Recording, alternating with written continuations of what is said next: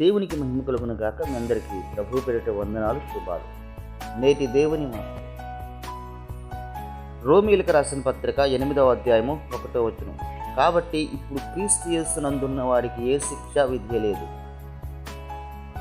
యేసుక్రీస్తు నిన్న నేడు ఏకరీతిగా ఉన్న దేవుడు, జీవం కలిగిన దేవుడు, సర్వాధికారి, సర్వ సృష్టికర్త.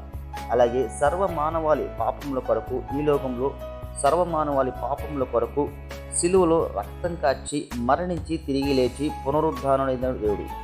కాబట్టి ఎవరైతే ఈ లోకంలో యేసుక్రీస్తునందు విశ్వాసము నిరీక్షణ ఉంచి వారి పాపములు విడిచి ఒప్పుకొని ఎవరైతే యేసుక్రీస్తునందు నీతిమంతులుగా జీవిస్తారో, యేసుక్రీస్తునందు వారు జీవిస్తారో, ఈ లోకంలో వారు చనిపోయిన పరలోక రాజ్యంలో నిత్యము వారు జీవించే ఉంటారు. అనగా రాబో రెండవ మరణం శిక్ష నుంచి అనగా నరకం నుంచి తప్పించి వారిని ఈ లోకంలో చనిపోయిన పరలోక రాజ్యంలో నిత్యము జీవించినట్లుగా జీవ కిరీటాన్ని, నిత్య జీవాన్ని యేసుక్రీస్తు అనుగ్రహించగలడు.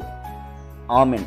ప్రార్థన. సర్వాధికారి యేసయ్య, ఈ మాటలు వింటున్న ప్రతి ఒక్కరికి ఈ మాటల ద్వారా ధైర్యాన్ని నింపమని, ఎవరైతే వారి పాపములు విడిచి నిన్ను వెంబడిస్తున్న ప్రతి ఒక్కరికి ఈ లోకంలో వారు చనిపోయిన పరలోక రాజ్యంలో నిత్యము వారసత్వాన్ని, నిత్య జీవాన్ని వారికి అనుగ్రహించమని, ఎవరైతే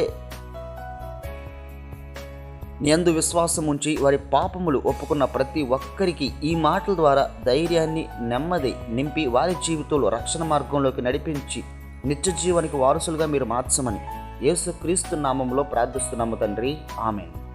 మీ అందరికీ వందనాలు. దేవుడి మాటల ద్వారా మీ అందరినీ దీవించును గాక. ఆమేన్.